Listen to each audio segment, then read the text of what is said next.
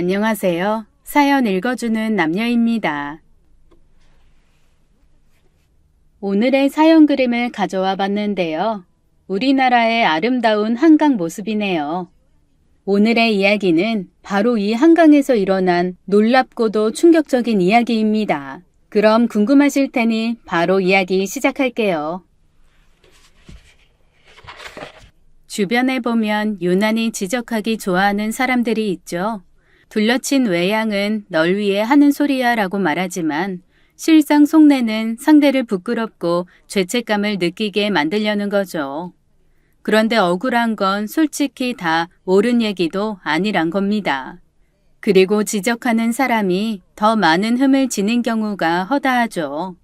하지만 이렇게 계속 당하다 보면 내가 정말 부족한 사람으로 느껴지며 매사에 자신감을 상실하게 된다는 겁니다. 제가 그랬거든요. 혹자는 폭력을 쓴 것도 아닌데 뭘 그렇게까지 심각하냐고 묻는데요.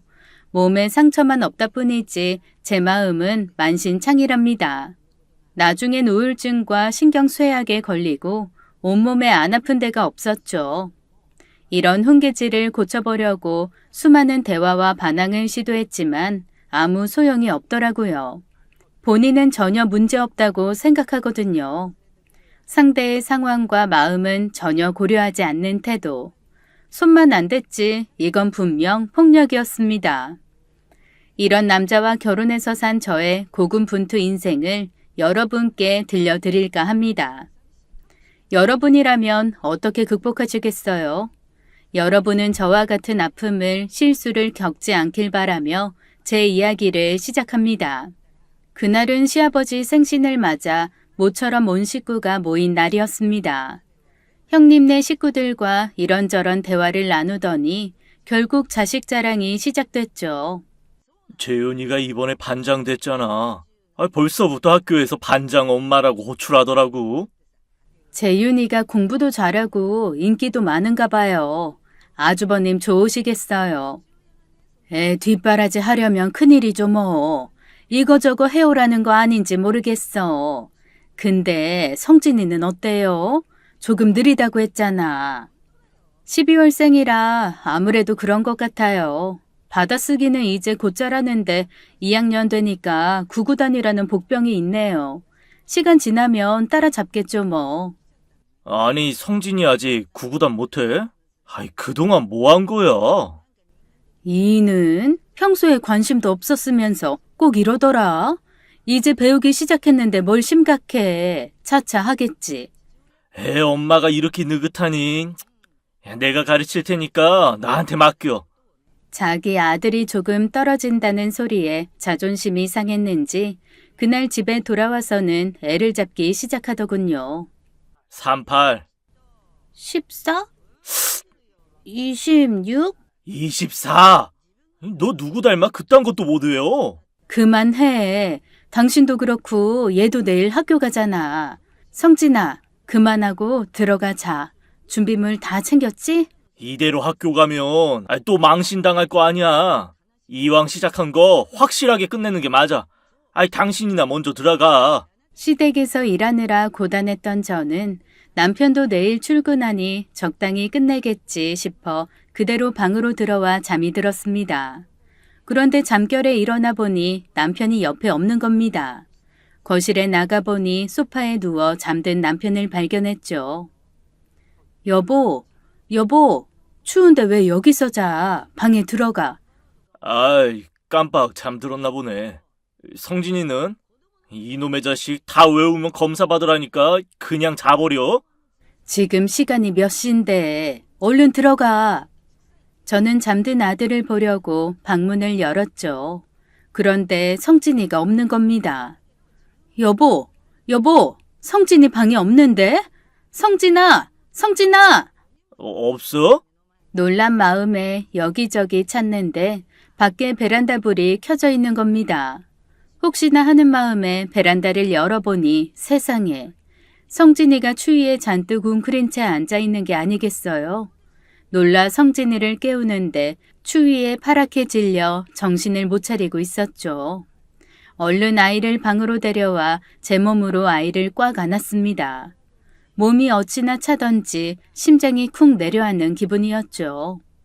성진아, 성진아, 정신 차려봐. 엄마, 나 추워. 성진아, 그래. 이제 괜찮아. 엄마 옆에 있어. 다행히 성진이는 정신을 차렸고 뜨거운 꿀물 한 잔을 마시고 잠이 들었습니다. 얘 언제부터 나가 있던 거야? 당신이 나가라고 했어? 이 추위에? 아까 구구단 외우면 들어오라고. 다 정신력 문제니까 추우면 빨리 외울 줄 알았지. 당신 미쳤어? 겨우 초등학교 2학년 된 아들을 구구단 교육시키겠다고 한겨울 베란다에서 죽을 뻔하게 만든 남편. 이때 갈라서야만 했습니다. 그랬다면 그 오랜 시간 동안 피폐한 삶을 살지 않았을 텐데요. 저와 저희 남편은 구청에서 동료로 만났습니다. 둘 다 9급 공무원으로 남편은 군대 다녀와 뒤늦게 합격하는 바람에 나이는 저보다 많지만 호봉은 제가 더 높은 선배였죠. 내성적인 성격 탓에 소개팅 한번 제대로 못 해본 저는 남편의 적극적인 구애에 넘어가 결혼까지 이르게 됩니다. 하지만 결혼 전에 전혀 알지 못했던 남편의 모습이 결혼 후 하나씩 드러나면서 저를 당황하게 만들었죠. 여보, 비즈 상자 혹시 못 봤어? 그게 뭔데? 예쁜 구슬 같은 거 선물하려고 핸드폰 고리 만들고 있었단 말이야. 테이블 위에 있던 거? 맞아. 다 쓸어버렸지. 내가 테이블 위에 뭐 있는 거 싫어한다고 했잖아. 어제 밤부터 계속 있길래 필요 없는 건 줄 알고 버렸는데? 그걸 그렇게 버리면 어떡해. 그럼 이 담배도 버리는 거야? 건들지 마. 내가 지금 피고 있잖아. 4년제 대학을 졸업하고 고시 준비를 하다 결국 9급 공무원에 합격한 남편은 본인이 저보다 여러 면에서 우월하다고 생각했던 것 같습니다. 저는 어려운 가정 형편 탓에 일찍 취업하고자 상고에 들어갔고 졸업 후 9급에 합격한 거거든요.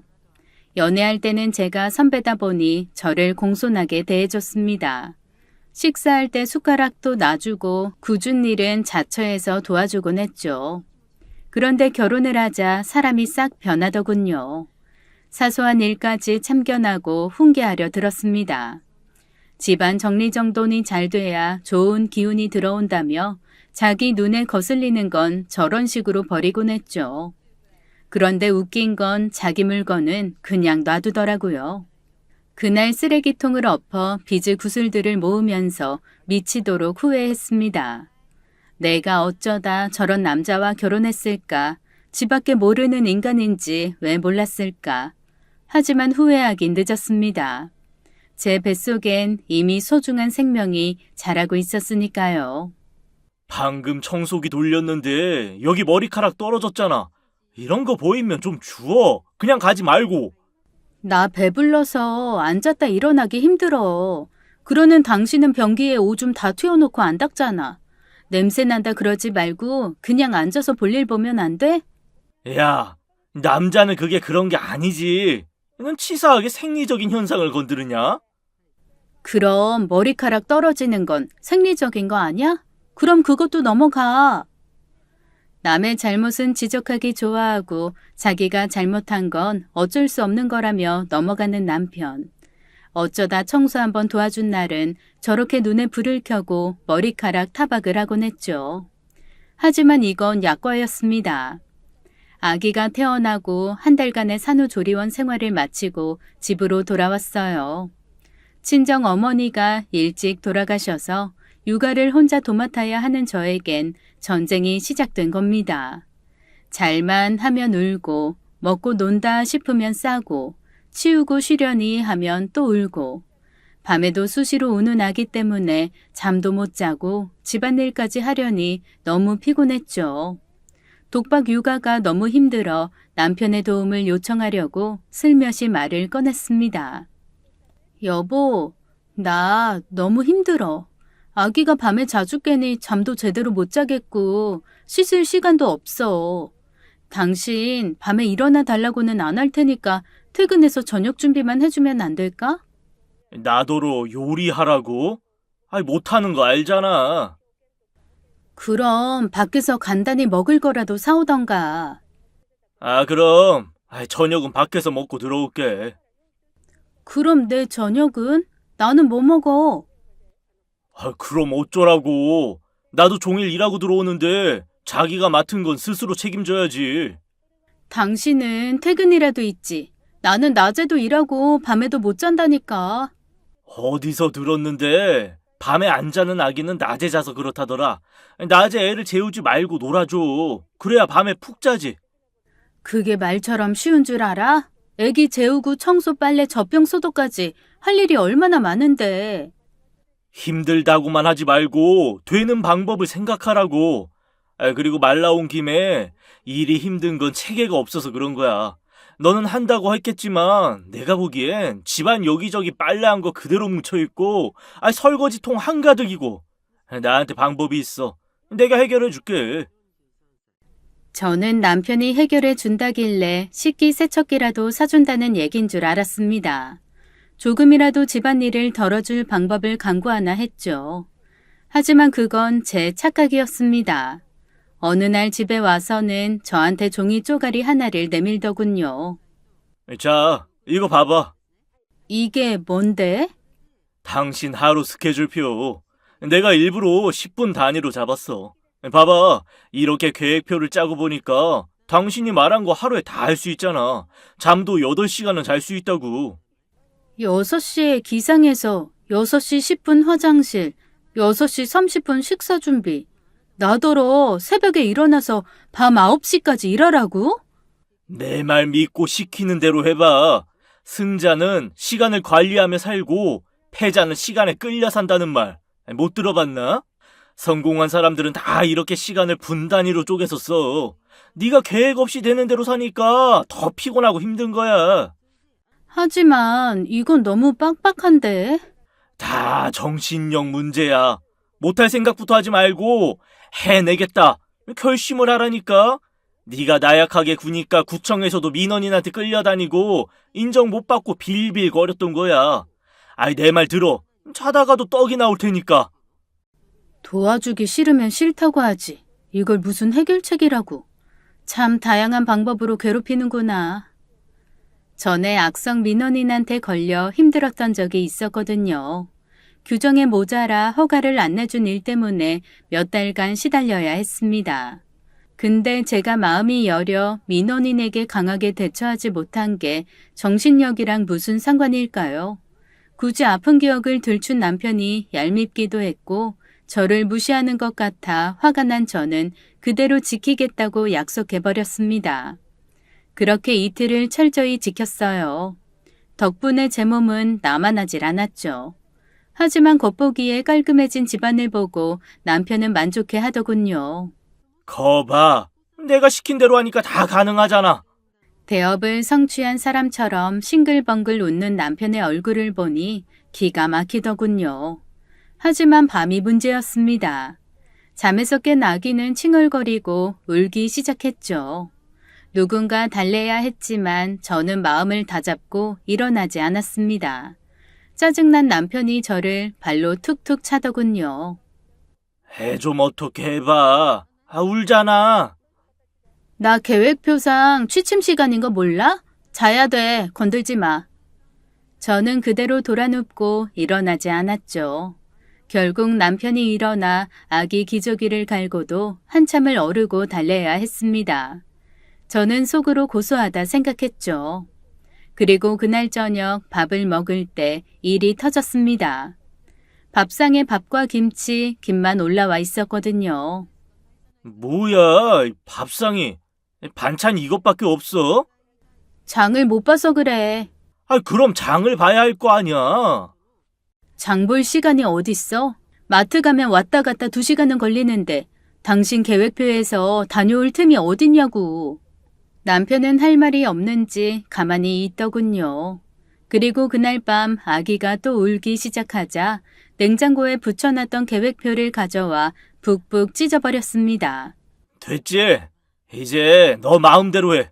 정신력 운운하며 나를 훈계하던 남편은 결국 3일 만에 손을 들었습니다. 그러면 이렇게 저를 지적하던 남편은 시간 계획 철저한 모범적인 삶을 살고 있을까요?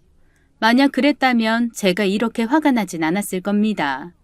얼마 후에 남편의 실체를 알게 되어 크게 실망하는 사건이 생겼거든요. 저는 3개월의 육아 휴직계를 받고 쉬는 중이었습니다. 그러다 오랜만에 구청 선배와 전화 통화할 기회가 있었죠. 제가 쉬는 바람에 일이 많으시죠? 얼른 복귀해서 보답할게요. 우리가 일이 많아도 희주 씨만 하겠어? 애 키우는 게 얼마나 고된 노동인데 몸조리는 잘했고? 네, 뭐 이제는 많이 회복했어요. 그래, 친정엄마가 옆에서 도와줘야 하는데 자기 시어머니도 안 계시니. 그래도 지만 씨가 많이 힘이 되지? 저번에 보니까 애 보느라 그런지 많이 피곤한 것 같던데. 왜요? 무슨 일 있었어요? 실은 사건이 좀 있었어. 지만 씨가 얘기 안 한 모양인데 말해도 되나 모르겠네. 어차피 저 출근하면 듣지 않겠어요? 무슨 일인데요? 실은 지만 씨 외근 나갔다가 사우나에 있는 거 걸려서 직무 태만으로 주의받았어. 실은 중요한 보고가 있었는데 기한 넘겨서 위에서 엄청 깨졌거든. 그게 언젠데요? 지난주 수요일쯤이지 아마. 헤아려 보니 저와 계획표 때문에 신랑이 할 쯤이었습니다.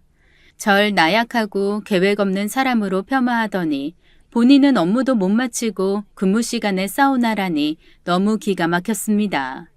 돌아온 남편에게 왜 징계를 받았냐고 물으니 도리어 저한테 화를 내더군요. 당신 때문에 그런 거잖아. 애 우는 걸 달래느라 내가 잠을 못 잤다고. 그래서 나간 김에 30분만 눈 붙이려고 했는데 재수없게 딱 걸려서리. 그게 왜 나 때문이야? 하루 못 자놓고. 난 요즘 매일 그러고 사는데. 그리고 다 정신력 문제라며. 또 마감 기한은 왜 놓친 건데? 내가 그 보고서 때문에 얼마나 골머리 썩었는데. 정리할 게 산더미였다고. 잠 좀 자고 머리 맑아지면 정리하려고 했는데 일 그렇게 시켜놓고 하루 정도 늦춘 게 뭐 대수라고. 과장은 쌩 난리를 치더만. 설마 승진에 문제 생기는 거 아니겠지? 워낙 지적질을 좋아하는 사람이라 스스로에게도 엄격한 줄 알았습니다. 그런데 자신의 잘못에는 온갖 변명을 갖다 붙이며 합리화를 시키더군요. 서류 제한 기한을 넘기는 대형 사고를 쳐놓고도 반성의 기색은 전혀 없었습니다. 이런 한심한 남자를 믿고 살아야 하나 잠시 고민했죠. 그래도 아이를 두고 남편과 이혼할 용기는 없었습니다. 육아 휴직 기간이 끝나고 저는 구청에 복귀했어요. 일에 욕심이 있던 저는 아기를 베이비시터를 모셔와 맡기기로 했죠. 하지만 제 월급과 나가는 비용을 따지면 오히려 마이너스였습니다. 제 남편은 몹시 탐탁치 않아 했죠. 너 월급 받는 거 고스란히 나가는데 이건 아니지 않냐? 그래도 어쩔 수 없잖아. 괜찮은 베이비시터 구하는 게 얼마나 힘든데. 당신 그만둬. 내 자식 남의 손에 크는 것도 싫고. 그럼 당신이 그만둬. 난 일하고 싶어. 그게 말이 돼?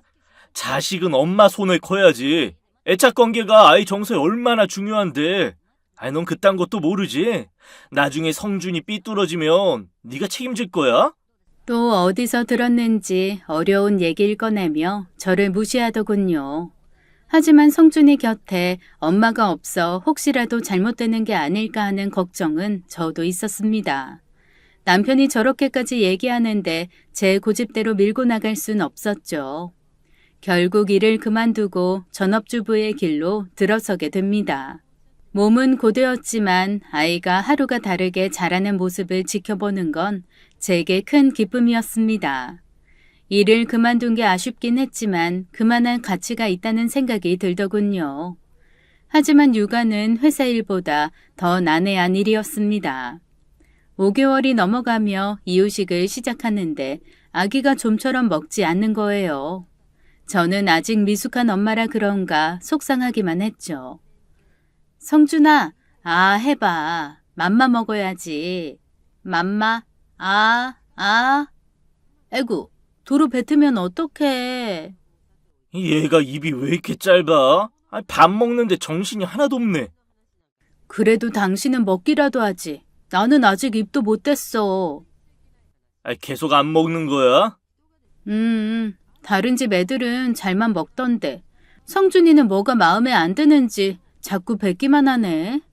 얘 나한테 주고 당신 밥이나 먹어. 내가 해결할게. 당신이 먹이게? TV에서 그러는데 애 억지로 먹이는 거 아니라더라. 안 먹겠다고 뗐으면 놔두래. 배고파지면 그때 먹는다고. 그럼 부탁할게. 잘 달래서 먹여봐.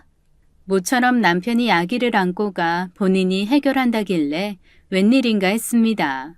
이기적인 남편이라도 설마 자기 자식인데 별일이 있을까 했죠. 하지만 걱정하던 일이 결국 터지고 말았습니다. 아버지가 편찮으시단 소식에 저는 아기를 남편에게 맡긴 채 서울로 왔습니다. 오빠네가 아버지를 모시고 있었는데 간병까지 새언니에게 맡기기엔 염치 없었기 때문이죠. 수술하고 회복하는 사흘간 병실에서 아버지를 돌봐드렸습니다. 그렇게 간병을 마치고 집에 돌아와 보니 한쪽에 치킨, 족발 상자가 쌓여 있고 집은 폭탄 맞은 듯 엉망이 되어 있더군요. 빨래라도 좀 걷어놓지. 다 눅눅해졌네. 야, 그럴 정신이 어딨어. 성진이 수시로 울어제끼는데. 이제야 내 심정 이해가 가려나? 어쨌든 수고했어, 당신. 당신 덕분에 아버지 잘 살펴드리고 왔어. 쌓인 설거지에 넘쳐나는 쓰레기를 보면 한숨이 나왔지만 그래도 남편이 있어 다행이다 싶었습니다. 그런데 평소 활달하던 성진이가 오늘따라 조용한 겁니다. 덕분에 방해 없이 정리를 끝마칠 수 있었지만 느낌이 별로 좋지 않았죠. 그러다 밤이 되면서 계속 칭얼거리며 울기 시작했습니다. 우리 성진이 왜 그러지? 몸이 뜨거운데? 성진이의 몸에서 열이 오르기 시작한 겁니다. 체온을 재보니 38.5도. 해열제를 먹여도 가라앉지 않더군요. 결국 39도를 찍는 것을 보고 남편을 이끌고 응급실로 달려갔습니다. 선생님, 우리 아기 열이 안 떨어져요. 일단 미지근한 수건으로 아기 몸을 닦아주시고요. 간단한 검사하고 결과 나오면 말씀드리겠습니다. 무슨 큰 병이라도 걸린 게 아닌가 참으로 초조했습니다. 원래 첫 아이가 처음 아플 때 하늘이 샛노래진다잖아요. 제가 딱 그랬습니다. 다행히 병원에서 준 해열제가 효과가 있어 체온도 내려가고 안정을 되찾았어요. 그런데 저희를 다시 찾은 의사가 이상한 얘기를 하는 겁니다. 성준이가 같은 계월수 아기보다 체중이 덜 나가는 거 아시죠? 네, 그렇지 않아도 이유식을 안 먹어서 고민이에요. 그럼 안 되는데. 보호자님, 성준이가 빈혈이 있네요. 아기도 빈혈이 있어요? 아기가 생후 6개월이 지나면 엄마 뱃속에서 받아온 칼슘 철분이 바닥나게 되거든요. 그래서 반드시 소고기와 채소가 들어간 이유식을 통해 칼슘과 철분을 보충해줘야 하는데 제대로 안 먹으면 성장도 더디고 혈액도 부족해지죠. 이게 악순환인 게 아기가 빈혈이 있으면 기운이 없어서 더 못 먹거든요. 그럴수록 입맛에 맞는 것으로 향을 변화시켜 가면서 잘 먹이도록 노력하셔야 할 거예요. 아기에게 너무 미안했습니다. 내가 잘 먹이지 못한 탓에 영양 부족으로 면역력이 약해져 아팠던 거니까요. 며칠 집을 비운 사이에 아픈지라 자책이 많이 되었습니다. 울다 지쳐 잠든 성준이를 누이고 이유식을 만들기 위해 냉장고를 열었어요. 그런데 제가 떠나기 전에 먹이라고 챙겨놨던 이유식이 그대로 있는 게 아니겠어요? 놀란 저는 이유식이 든 통들을 들고 누워 자고 있는 남편을 깨웠습니다. 여보, 왜 이유식들이 그대로 있어? 성준이 그동안 뭐 먹었던 거야? 그게... 내가 끼니마다 바꿔 먹이라고 몇 개를 만들어놨는데 이게 왜 그대로냐고. 당신 설마 굶긴 거야? 애들 안 먹는다고 뗐으면 그냥 굶기란 말을 들어서 배고프면 지가 찾아 먹는다고. 그런데 성진이가 계속 안 먹더라고. 음식 뱉는 습관 고치게 하려고 기다린 건데 저럴 줄 알았나? 당신이 해결하겠다는 게 그런 의미였어? 애 굶겨서 버릇 고쳐주겠다는 거였냐고. 나보고 무식하다며. 당신 바보야? 이제껏 엄마 젖 먹다가 처음 맛보던 음식인데 어색한 게 당연하지. 그렇다고 6개월 된 당신 아들을 굶겨? 애는 기운 없어 누워있는데 치킨 족발이 입에 넘어가디? 당신이 아빠야? 얼마나 소리를 지르고 화를 냈는지 남편이 움찔하더군요. 항상 이런 식이었습니다. 문제를 해결하겠다고 나서놓고 당사자는 고려하지 않은 채 극단적인 방법을 제시하곤 했죠. 정작 본인이 그런 일을 당하면 감당하지도 못하면서 타인에게는 그것도 못하냐는 식으로 강요하는 건 폭력이나 다름없었습니다. 처음에 얘기했던 구구단 사건도 이런 식으로 일어난 겁니다. 아들에게 구구단을 암기시킨다며 추위에 베란다로 내쫓는 게 말이 됩니까? 정말 본인은 추워서 음식 쓰레기조차 버리러 나가지도 않으면서 말이죠. 정말 이렇게 말도 안 되는 해결책을 제시하는 남자와 더는 살기 싫었습니다. 하지만 이혼녀가 되는 것도 두렵고 아이를 결손 가정으로 만드는 것도 미안했던 저는 그냥 참을 수밖에 없었죠. 하지만 당최 중간이 없는 이 남자의 성정은 저를 계속 괴롭혔습니다. 성준이가 자라 중학생이 되면서 학원비 지출이 늘었어요. 남편의 월급도 올랐지만 솔직히 외벌이 공무원 월급으로 감당하기엔 무리가 있었죠. 아파트 대출금 갚으랴 시골에 계신 시아버지 용돈까지 챙겨야 했으니 빠듯한 살림이었습니다. 남편이 통장 관리를 하고 있었기에 저는 조심스럽게 얘기를 꺼냈죠. 여보, 성준이 지금 영어학원 하나만 보내고 있는데 수학도 해야 할 것 같아. 당신도 알지만 수학은 다들 선행학습 하잖아. 우리 성준이만 안 가면 떨어진다고. 그럴 돈은 있어. 그러니까 당신이랑 의논하잖아. 대출금, 적금은 고정이니까 나머지 금액에서 줄일 수 있는 게 있나 해서. 저 아버님 용돈 계속 드려야 해? 형님네야 아버님 유산 받지만 당신은 그런 것도 없고 가끔씩 챙겨드리면 어떨까 해서. 나한테 방법이 있어. 무슨 방법? 어쨌든 당신은 성준이 학원에 보내고 싶은 거잖아. 걱정 마. 내가 해결할게. 남편이 해결한다는 말에 섬뜩하더군요. 중간에 없는 사람이라 얼마나 엉뚱한 방법으로 사람을 괴롭힐까 의심했는데 역시 나였습니다. 퇴근하고 오더니 저에게 통장과 카드 하나를 내밀더군요. 자, 나한테 신용카드 반납하고 이 체크카드 가져가. 그리고 이건 가계부. 나한테 가계부까지 쓰라고? 내가 매달 통장에 20만 원씩 넣어 놓을 거야. 당신 쓴 돈 가계부에 적어 놓으면 내가 매달 말일 점검할게.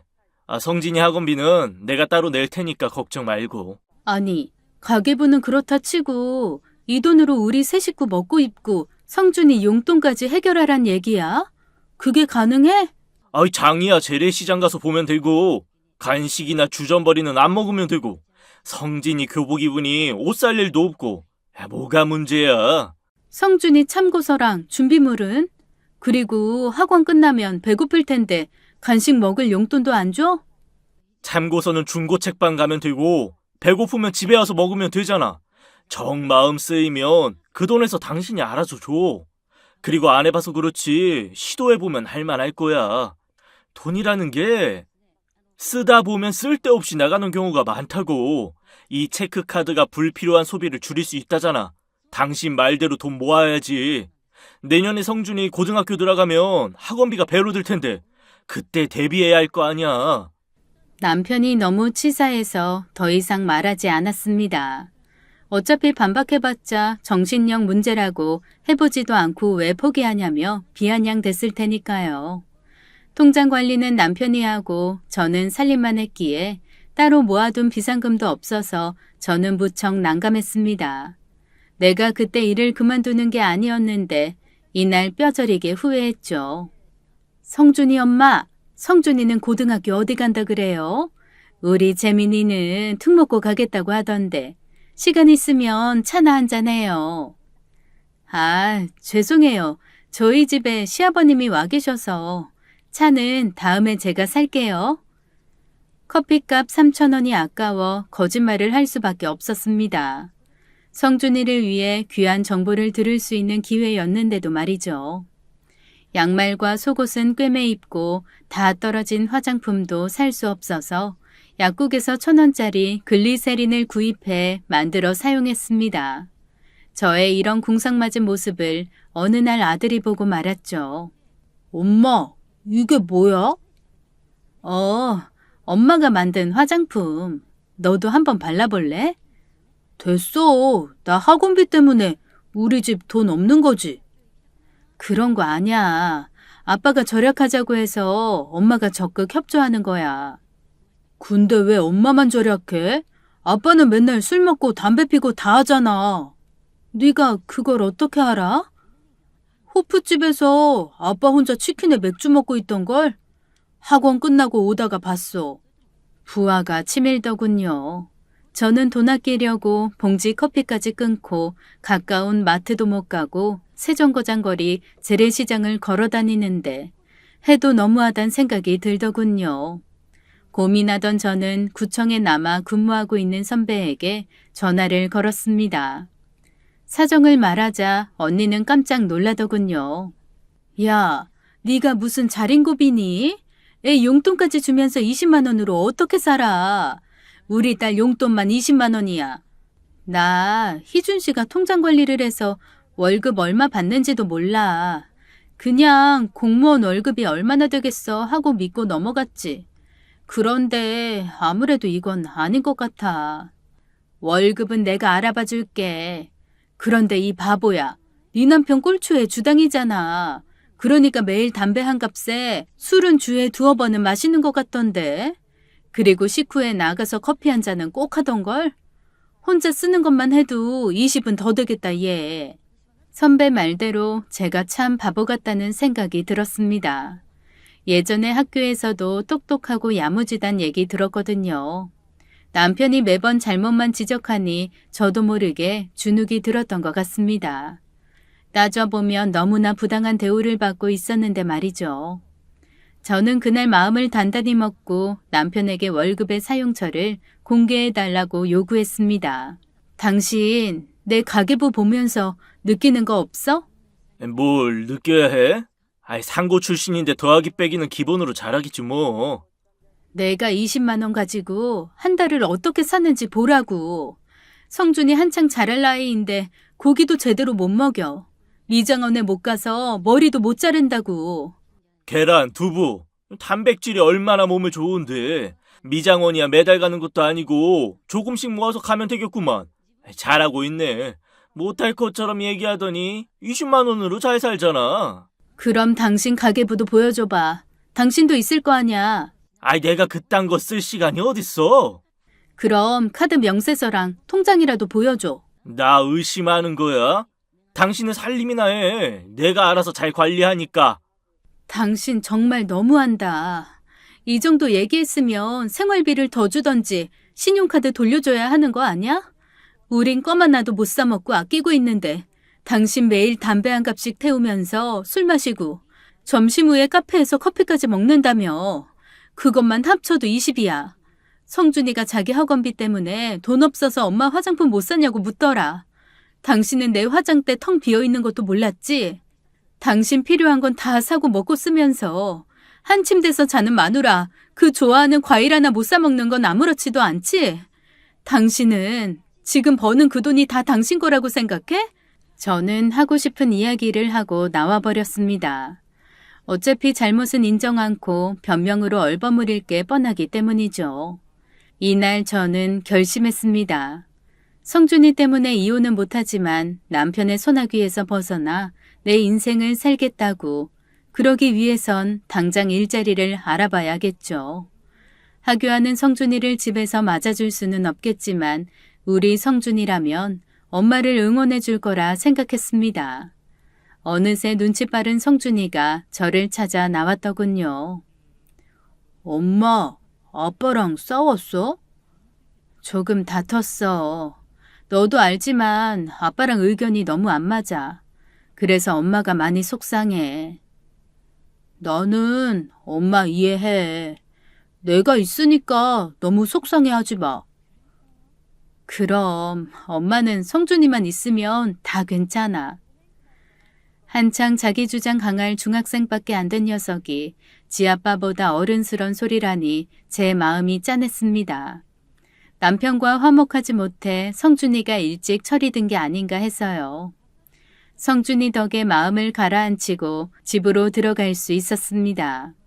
그런데 며칠 후 저에게 청천벽력 같은 사건이 터지고 말았어요. 성준이가 체력을 단련한다며 얼마 전부터 새벽마다 운동하러 나가기 시작했습니다. 저는 너무 이른 새벽이라 만류했지만 남편은 성공하는 사람들은 다 새벽에 일어난다며 적극 찬성했죠. 정작 본인은 늦잠 자다 간신히 출근하면서 말이죠. 그 정도는 정신력 문제라며 하도 당연하게 얘기를 하길래 저도 큰 걱정할 필요가 없다고 생각했습니다.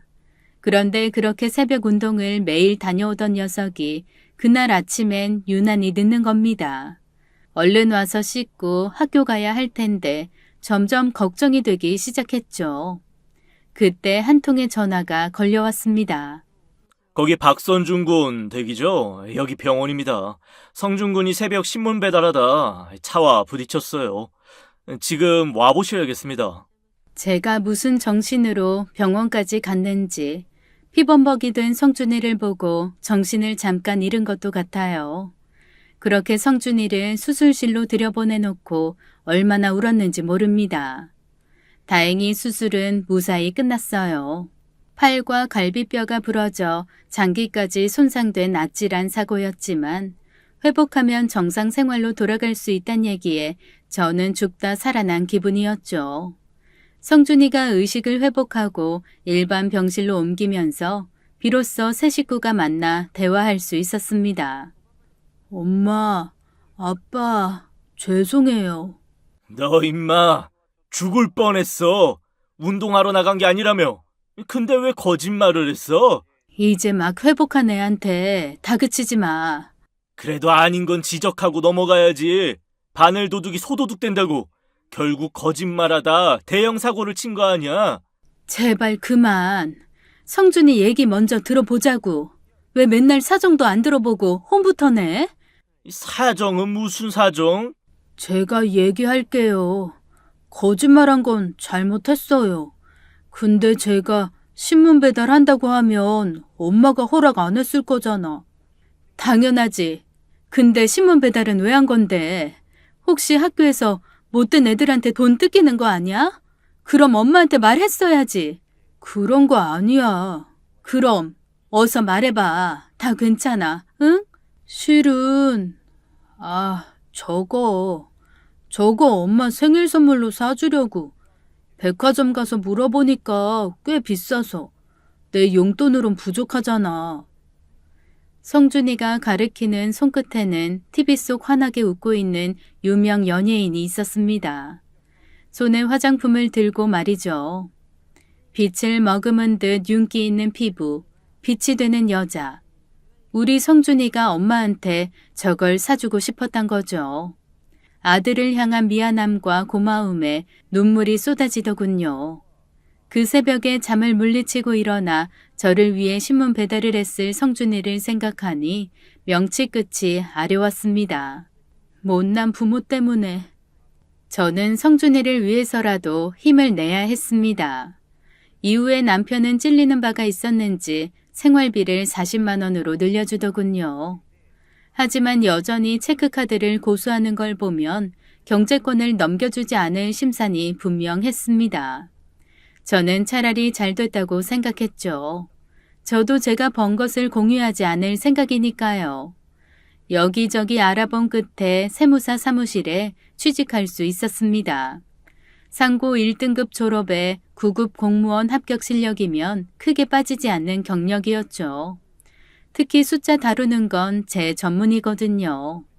제 능력을 발휘하여 수입이 생기니 떨어졌던 자존감이 많이 회복되었습니다. 이제 남편의 말 같지 않은 잔소리쯤은 귓등으로 넘길 수 있는 내공이 생겼죠.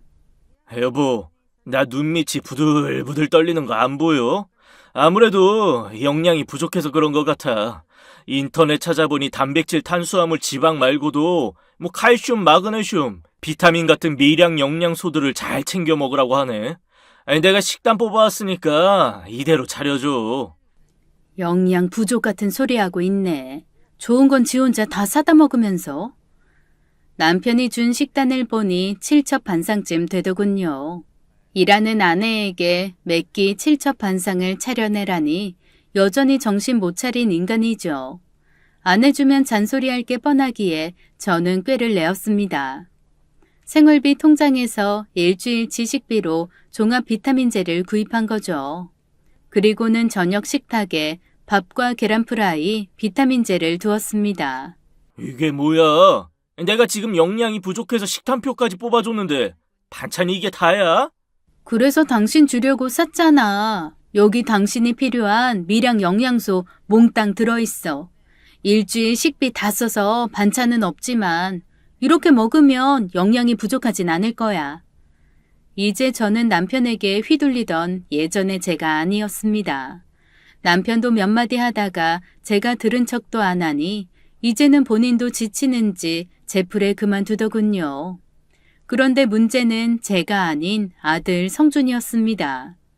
여전히 아버지의 권위를 내세우며 성준이를 훈계하며 스트레스를 주려 했죠. 평소 공부도 스스로 하고 품행도 발라 선생님이나 친구들 사이에서 모범생이었던 성준이는 딱히 지적할 만한 게 없었습니다. 그런데 대학 입시에 실패하면서 이때를 기다렸다는 듯 남편의 잔소리가 시작된 거죠. 에휴, 내가 이럴 줄 알았다. 내가 너 자는 시간 너무 길다고 했지. 고3이 맨날 7시간씩 쳐자니까 대학에 떨어지지. 그게 왜 잠 탓이야. 올해 운이 없었어. 내년에 다시 도전하면 돼. 돈이 남아돌아? 무슨 재수를 해? 재수에 의대 6년까지 어떻게 감당하려고? 외숙부 아들이 용접하는데 연봉 1억이라더라. 괜히 재수해서 대학 가 시간 낭비하지 말고 빨랑 일 배워서 돈이나 벌어. 그게 남는 장사야. 당신 무슨 소리야? 우리 성준이가 의사 되려고 얼마나 열심히 공부했는데 왜 애 꿈을 짓밟아? 아빠, 저 다시 도전할래요. 의대 꼭 가고 싶어요. 야, 의대 간다는 놈이 잠을 그렇게 자? 사당사락이란 소리 못 들었어? 나 때는 다 그렇게 공부했어. 야, 눈 감길까봐 성냥개비 세워놓고 책상에 허리 묶어놓고 앉아 밤새 공부했다고. 아빠, 밤새면 성적 더 안 나와요. 수면하는 동안 뇌에서 기억을 정리하거든요. 그래서 요즘은 충분히 자야 학습 능력이 좋아진다는 게 정설이고요. 누가 그래? 많이 뛰는 놈이 멀리 가고 오래 파는 놈이 깊게 파는 게 맞지. 야, 옛말 그런 거 하나 없다고. 그래서 아빠는 그 방식으로 성공하셨어요? 뭐? 너 지금 뭐라고 했어? 아빠가 주장하는 방식, 밤새 잠 안 자고 공부했어도 결국 고시 실패하셨잖아요. 왜 아빠는 아빠도 못하는 걸 자꾸 저한테 강요하세요? 뭐야? 이게 다 컸다 이거야? 이게 어디서 말대꾸야? 말대꾸가 아니라 사실이에요. 저는 제가 할 수 없는 거 다른 사람한테 강요 안 해요. 대신 제가 가능하니까 말씀드리는 거예요. 저 재수해서 꼭 의대에 합격할 겁니다. 아무리 아버지라지만 불합격 소식에 의기소침해 있을 자식에게 이럴 줄 알았다라니요. 남들만큼 뒷바라지 못해줘서 성준이에게 미안한 마음뿐이었는데 부모 지원이 부족했던 건 생각도 안 하고 아들의 잠탐만 지적하는 남편이라니. 성준이의 구구절절 맞는 말에 조금은 양심이 찔렸을까 기대했지만 역시나 사람은 변하지 않더군요. 실은 성준이의 재수를 반대했던 이유가 있던 겁니다. 당신 성준이 등록금으로 모아둔 돈 있지? 일단 그거 먼저 줘. 성준이 학원 등록해야 돼. 학원 꼭 가야 해? 집에서 공부해도 되잖아. 남의 집 얘기야? 당신 아들 일이야. 그동안 가계부 쓰고 허리띠 졸라맨 게 다 누구 때문인데. 성준이 뒷바라지 하려면 아끼라 해서 그 고생을 했는데 그 돈 다 어딨냐고. 그게... 나 속인 거야? 당신 그 돈으로 딴 살림 차렸어? 아니야. 친구 한 놈이 좋은 호재가 있다고 해서 거기에 투자했는데 작전이었더라고. 재수없게 거기 걸려서 그놈이 날 꼬시지만 않았어도 내가 지금 이러고 있지 않을 텐데. 그래서 다 날렸어? 아이, 조금 남았어. 이런 인간이 남편이고 애비라니. 경제관념 없다고 가계부 검사하며 겁박하던 양반이 본인은 그 많은 돈을 잃어버리고 뻔뻔하게 있던 겁니다.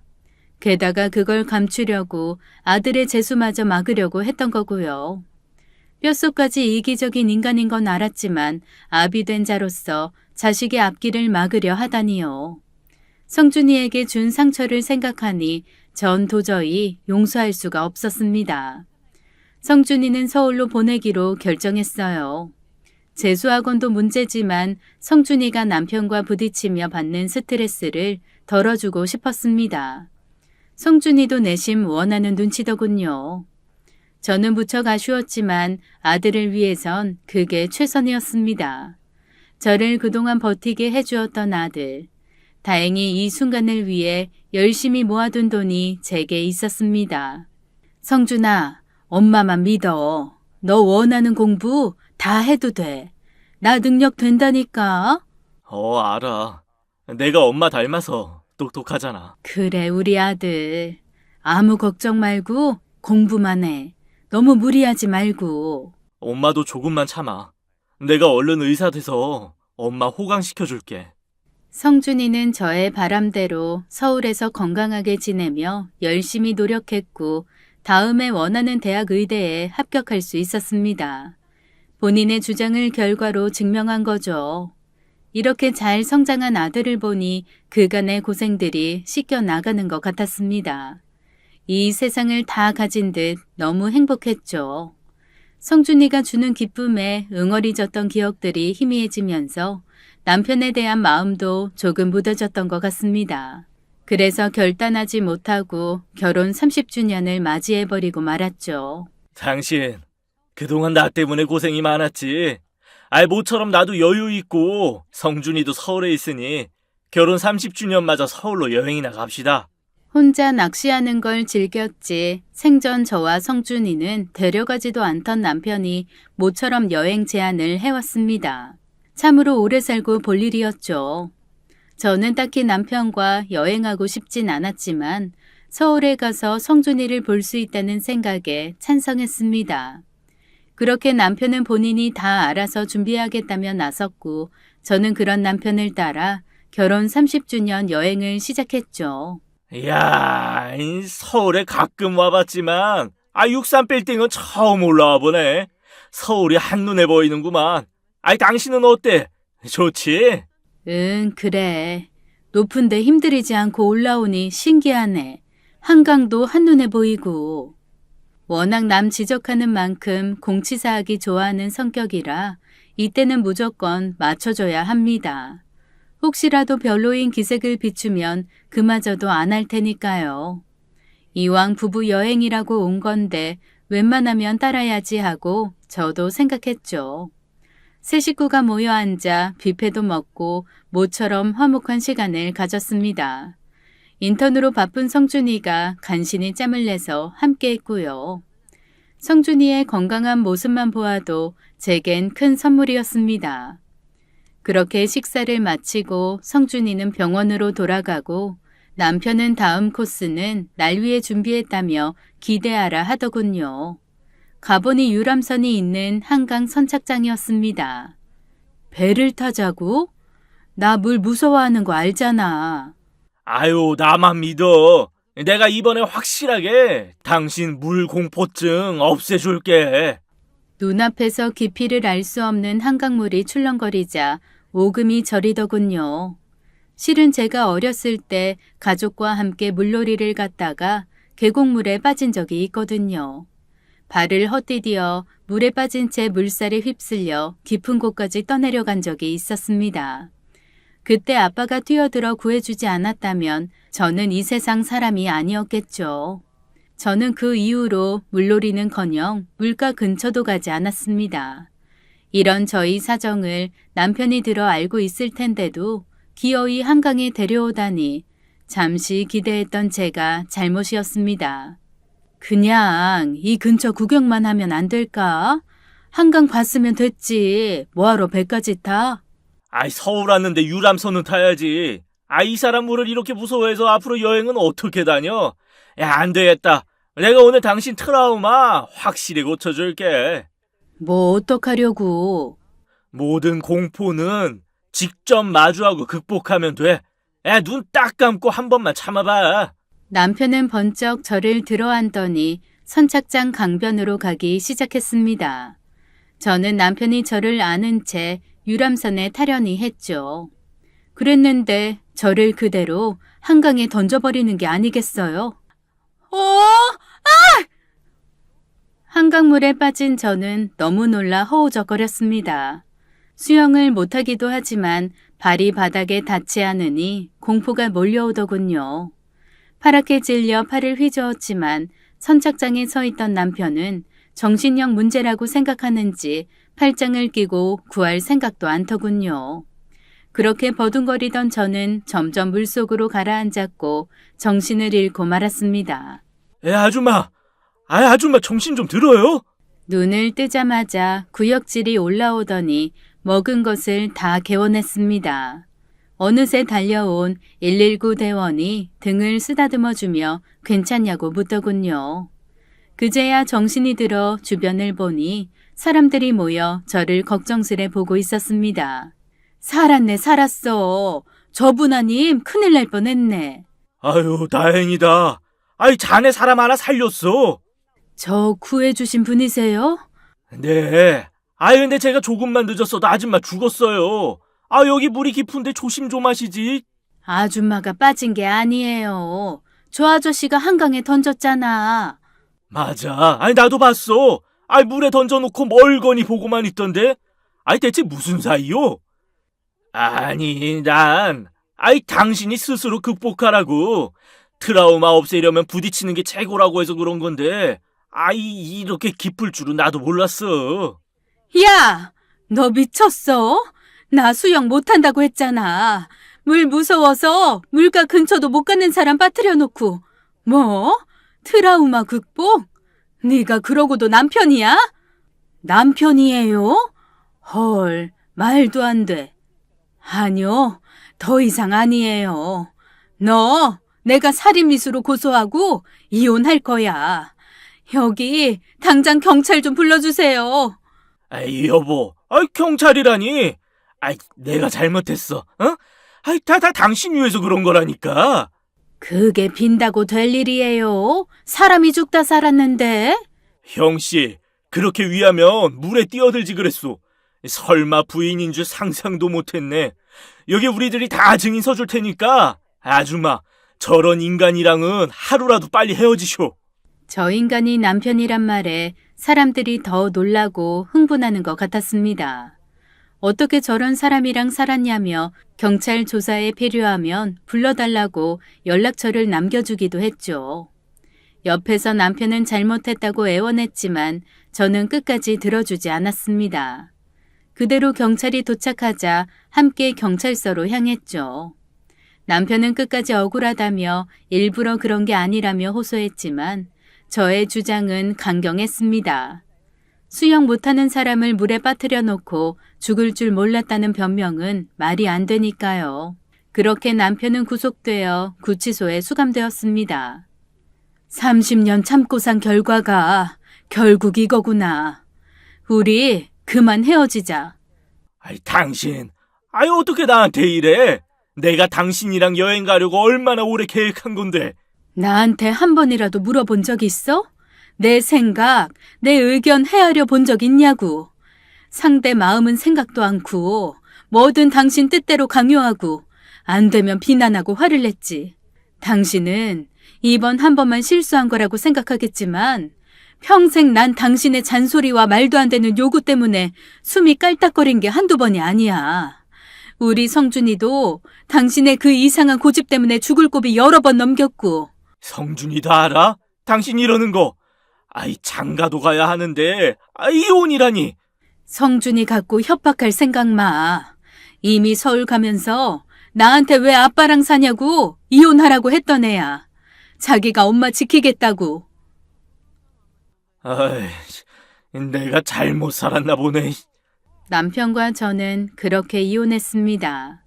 하지만 남편은 끝까지 죄를 뉘우치는 것 같진 않더군요. 끝까지 법정에서도 단순한 물놀이였다고, 아내의 물 공포증을 해결해주기 위한 불가피한 방법이었다고 항변했죠. 하지만 그의 변명은 통하지 않았습니다. 물을 무서워하는 저를 다른 곳도 아닌 한강에 빠뜨린 건 아무리 생각해도 상식 밖의 일이었으니까요. 결국 남편은 법정에서 특수상해죄로 징역 2년을 선고받게 됩니다. 남편의 극단적인 해결 방법은 결국 이런 대참사를 부르게 되었어요. 그는 해하려고 그런 게 아니라 주장하지만 그의 의도가 어땠건 그로 인해 저와 아들은 긴 시간 고통 속에 살아야 했습니다. 배려 없는 훈계와 강요는 폭력임을 알아야 합니다. 저는 지금 서울에 올라와 아들과 함께 살고 있어요.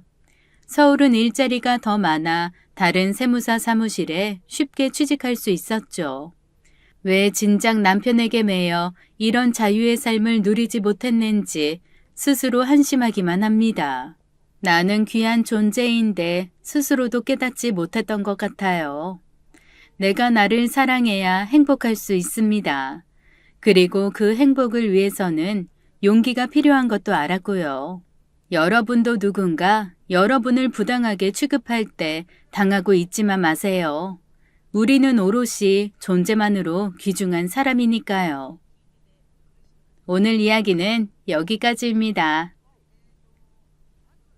사연자분의 이야기를 들으면서 남편분의 해도 너무한 행동들 때문에 저도 같이 화가 나기도 하고 답답한 마음마저 들었네요. 남에겐 엄격한 잣대를 들이대면서 자신에겐 한없이 너그러운 사람, 그런 사람 옆에서 평생을 함께 산다는 건 참 힘든 일일 것 같습니다. 비록 30년이란 시간이 걸리긴 했지만 사연자분의 결정은 현명했던 것 같네요. 오늘도 끝까지 함께 시청해주신 여러분 감사합니다.